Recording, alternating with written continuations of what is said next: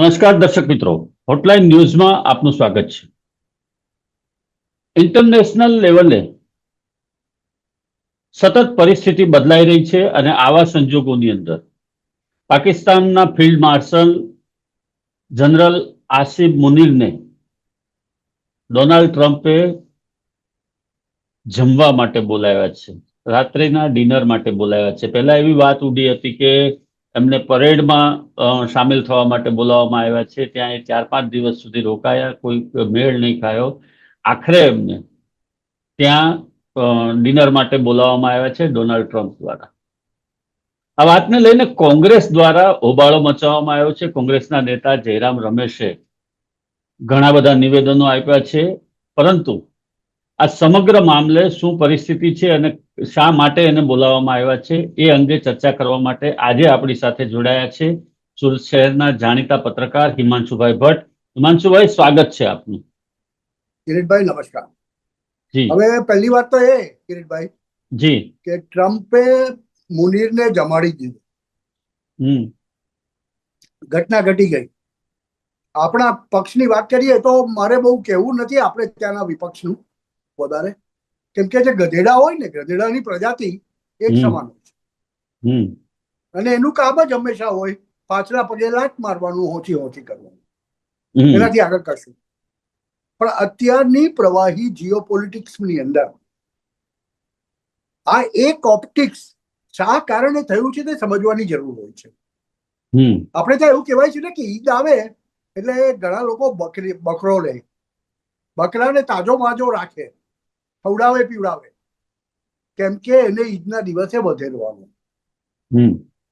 Exactly Asim મુનીરને વધેરવાનું છે, એટલે બકરાને ખવડાવી પીવડાવીને તંદુરસ્ત. એક્ઝેક્ટલી આ વાત છે, બીજું કશું છે. આ બરાબર સમજી જજો. એક દિવસ વહેલા G7 માંથી ટ્રમ્પ ગયા, ત્યાર પછી નહીં. ત્યાર પછી તો મોદીને એ તો ત્યાંથી તો નીકળી ગયા ને, કેમ કે એમને કોઈએ ભાવ નહીં આપ્યો કેનેડાની. આવીને આ બાજુ તમે હવે વાત કરશું આપણે ઈરાન અને ઇઝરાયલની, કે ઈરાનની જોગ્રાફી અને પાકિસ્તાનની જોગ્રાફી તો બંને પાડોશીઓ છે. જેવી રીતે ભારત પાકિસ્તાન પાડોશીઓ છે, ભારત પાકિસ્તાનની પશ્ચિમમાં છે અને પેલી બાજુની સાઈડમાં પૂર્વમાં ઈરાન છે. હવે અમેરિકાને જો ઈરાનની પીઠમાં ખંજર ભોંકવું હોય તો ક્યાંથી ભોંકી શકે? પાકિસ્તાનમાં. સીધી વાત કરીએ તો, દર્શકોને એ વસ્તુની સમજ આપીએ તો, કે ઈરાનને અત્યારે ઇઝરાયલ ખોખરું કરી રહ્યું છે. ઈરાન પણ મિસાઇલથી વળતા હુમલા કરે છે, એની ના નથી. પણ જો 2 અઠવાડિયા આવું ચાલ્યું તો ઈરાન નેસ્તો નાબૂદ થવાની વાત, એટલે કે સપાચટ થઈ જશે ગાઝાની. આવી સ્થિતિ છે. હવે આવી સ્થિતિની અંદર અમેરિકાએ પોતાના વિમાનવાહક જહાજો 2 ગલ્ફમાંથી ખસેડીને ઈરાનનો ઘેરો જેવો ગાળવામાં આવે એ રીતે પોઝિશન કરી દીધા છે. હવે આવી સ્થિતિમાં જો ઈરાનના પશ્ચિમી ભાગનું સંપૂર્ણ હવાઈ નિયંત્રણ કરવું હોય, એના ઉપર સર્વેલન્સ કરવું હોય, તો પાકિસ્તાનની અંદર એરબેસીસ જોઈએ. અને અત્યારે અમેરિકાએ, એટલે ટ્રમ્પે મુનીરને જમવા નતો બોલાવ્યા, એને આમંત્રિત નહોતા કર્યા ભાઈ.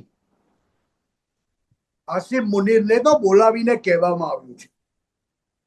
તમને એમ થશે કે આસિમ મુનીરને કેમ અને શહેબાઝ શરીફને કેમ નહીં? તો એ વાત હવે ટ્રમ્પ જ સમજી ગયા છે કે પાકિસ્તાનની અંદર લોકશાહી જેવું કશું છે જ નહીં. જો પાકિસ્તાન પાસે કંઈ પણ વાત કરાવી હોય તો આસિમ મુનીર સાથે જ વાત કરે, કેમ કે આર્મીના વડા એ છે.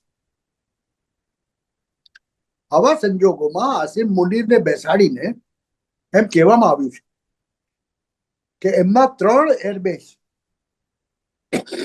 અત્યારે અમેરિકનોને જરૂર પડે ત્યારે ખાલી કરી આપવા. આ બહુ સીધી સાદી વાત છે. અને એટલે હવે તમને ખબર પડી ઓપરેશન સિંધુ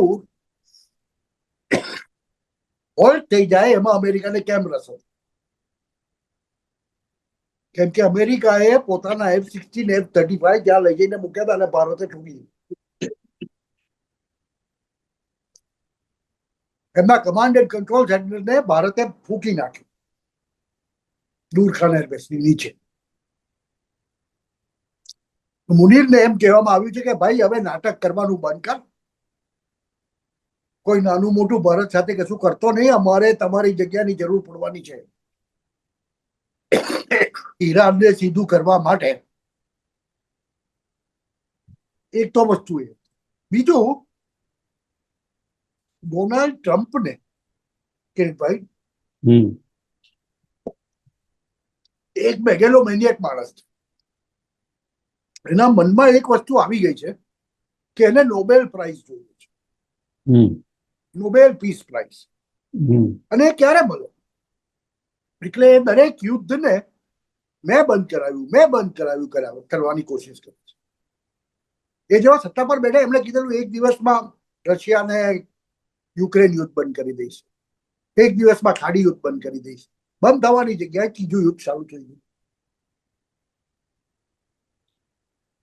એટલે ટ્રમ્પને એવું કંઈક હતું, એના મનમાં એવો એક પ્લાન હતો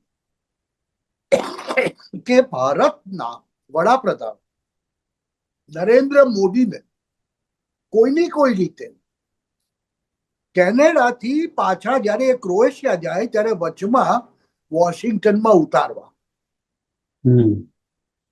અને આસિમ મુનીર તો 5 દાડાથી તાજ પડી ગયો હતો યુએસમાં. એ બેને ભેગા કરી દેવા અને દુનિયામાં તહેલકો મચાવી. આ કંઈક પ્લાનિંગ હોય એવું દેખાઈ રહ્યું છે. પણ ભારતના વડાપ્રધાન સીઝન પોલિટિશિયન છે. એટલે નરેન્દ્રભાઈએ ચોખ્ખા શબ્દોમાં જે કહેવાનું હતું તે કહી દીધું કે આપણે ભાઈ છેલ્લી વાત કરી હતી પહેલગામ હુમલો થયો તે પછીના દિવસે, એટલે 24 એપ્રિલ. ત્યાર પછી ઓપરેશન સિંદૂર અમારે કેમ શરૂ કરવું પડ્યું તેનું કારણ. અને ભારત તો 7મી પછી બંધ થઈ જાત, પણ પાકિસ્તાને પ્રતિકાર કરવાની કોશિશ કરી એટલે અમે એમને માર્યા છે. અને એમ કે તમારા એક ખંડિયાને કહી દેજો, એવું નરેન્દ્રભાઈ મોદીએ મેસેજ આપ્યો છે કે હવે જો વધારે નાટક કરશે તો હું ફરીથી મારીશ. એટલે ભારતે બહુ સ્પષ્ટ શબ્દોમાં કહી દીધું ને અમને કાશ્મીર મુદ્દે કોઈ મીડિયેશનની જરૂર નથી. આ બધી વાતો ડિપ્લોમેટિક ભાષામાં જેવું નરેન્દ્રભાઈ મોદીએ 25 મિનિટ ડોનાલ્ડ ટ્રમ્પ સાથે ફોન ઉપર વાત કરી અને 15 મિનિટમાં ભારતના વિદેશ સચિવ મિશ્રી સાહેબે આખી દુનિયાને સંભળાવ્યું. એમણે બ્રીફિંગ કરી કે જેનાથી ટ્રમ્પ પોતાની વાત પરથી ફરી નહીં જઈ શકે. ટ્રમ્પે નરેન્દ્ર મોદીને એમ કહ્યું કે તમે ક્રોએશિયા જતા કેનેડાથી વચ્ચે 2-4 કલાક વોશિંગ્ટન આવી જાઓ. જેને મોદીએ કહ્યું નહીં, એ થઈ શકશે નહીં, કેમ કે ક્રોએશિયાની મારી પૂર્વ નિર્યોજિત કાર્યક્રમ છે, એટલે અત્યારે શક્ય નહીં બને. એની જગ્યાએ ટ્રમ્પ સાહેબ તમે જ ક્વોડની મીટિંગ ભારતમાં થવાની છે તો અમારા અતિથિ. ડિપ્લોમેટિક ભાષામાં એવું કહેવાય. અને નરેન્દ્રભાઈ મોદીએ ટ્રેપમાં ફસાયા નહીં. આને કારણે એને આસિમ મુનીરને ચૂપચાપ બેસાડીને વાતચીત કરી. તેમાં આઈએસઆઈના પ્રમુખ બી હતા. આઈએસઆઈનો વડો જે છે પાકિસ્તાનનો, એનું નામ બી આસિમ મલિક છે. આસિમ મુનીર ને પેલા આસિમ મલિક. એ લોકોને બેસાડીને ચોખ્ખા શબ્દોમાં કહેવામાં આવ્યું છે કે અગર જો ઈરાનની અંદર બૂટ્સ ઓન લેન્ડ જોઈએ અમને, એટલે કે સૈન્ય દળ જોઈએ, તો તે પાકિસ્તાનમાંથી જશે. એટલે સીધી વાત કરીએ તો મુસ્લિમ ઉમ્મા અને એક વખતે ઈરાન માટે પરમાણુ બોમ્બ ચલાવવાની વાત કરતા પાકિસ્તાન દ્વારા ઈરાનની પીઠમાં ખંજર ભોગવામાં. ડોનાલ્ડ ટ્રમ્પ અત્યારે જે કરી રહ્યા છે આખી દુનિયાને બતાવી રહ્યા છે કે પાકિસ્તાન અમારી સાથે છે. પાકિસ્તાન કારણ શું છે ભાઈ? પાકિસ્તાનની એવી શું જરૂરિયાત? પાકિસ્તાન સાથે શું ટ્રેડ કરવાનું? કોઈ ટ્રેડ નથી. તેમને અત્યારે પાકિસ્તાનની જોગ્રાફી એટલે કે ભૂમિની જરૂર છે કે જ્યાં અમેરિકન બેઝિસ સેટઅપ થઈ છે, દક્ષિણ ઈરાન ઉપર સંપૂર્ણપણે નજર રાખી છે. તો જસ્ટ વિચાર કરો કે પાકિસ્તાન રિટર્નમાં શું મેળવશે? $2-4 મિલિયન કે જે અપાઈ ગયા છે. અને હા, ટ્રમ્પે એની સાથે જમવા માટે ટ્રમ્પ સાથે જમવા માટે આસિમ મુનીરે ટ્રમ્પના વ્યક્તિગત એકાઉન્ટમાં 1 મિલિયનની ક્રિપ્ટોકરન્સી નાખી છે. એટલે સીધી ભાષામાં કહીએ તો આસિમ મુનીરને એટલે બકરાને બોલાવવામાં આવ્યો, હલાલ કરતા પહેલા તાજો માજો કરવો. અને હવે જયારે ઈરાનની પીઠમાં ખંજર ભોંકવાનું આવશે, ઓફિશિયલી અમેરિકા જયારે યુદ્ધમાં દાખલ થશે, ત્યારે પાકિસ્તાની ભૂમિનો એટલે પાકિસ્તાનના એરબેસીસનો ઉપયોગ કરે અમેરિકા ઈરાનની અંદર ત્રાટકે છે. વાર્તા આ છે. જી, બીજી તરફ હિમાંશુભાઈ, એક વાત એ પણ છે કે આ જે પ્રમાણે નિમંત્રણ આપવામાં આવ્યું, 5 દિવસ સુધી ત્યાં રાખવામાં આવ્યા, અને અહીંયા કોંગ્રેસને પેટમાં ચૂંક આવી, એ લોકો જીઓપોલિટિક્સ થી એટલા અવેર નથી કે સમગ્ર મામલો શું છે? સીધી વાત છે ભાઈ. આસિમ મુનીરને બોલાવી મંગાવવામાં આવ્યો હતો. આ ટ્રમ્પ પાછા આવ્યા, એક દિવસ વહેલા પાછા આવ્યા ને, ત્યાર પછીના દિવસે એની સાથેની વાત કરવાની હતી. આસિમ મુનીર ત્યાં આગળ કોઈ કારણ એમને કોઈ આર્મી પરેડમાં મહેમાન તરીકે બોલાવવામાં નહોતા આવ્યા. એ તો અમેરિકન મીડિયાએ જાતે કહી દીધું, વ્હાઇટ હાઉસના પ્રવક્તાએ કહી દીધું. આસિમ મુનીર તો અત્યારે એવું બતાવવાની કોશિશ કરી રહ્યો છે કે પાકિસ્તાનનો સર્વે સર્વા એ છે. અને મને નવાઈ નહીં લાગે કે જો પાકિસ્તાનના રાષ્ટ્રપ્રમુખ હવે આસિમ મુનીર બની જાય તો. અત્યારે તો સૈન્યના વડા જ છે ને ખાલી.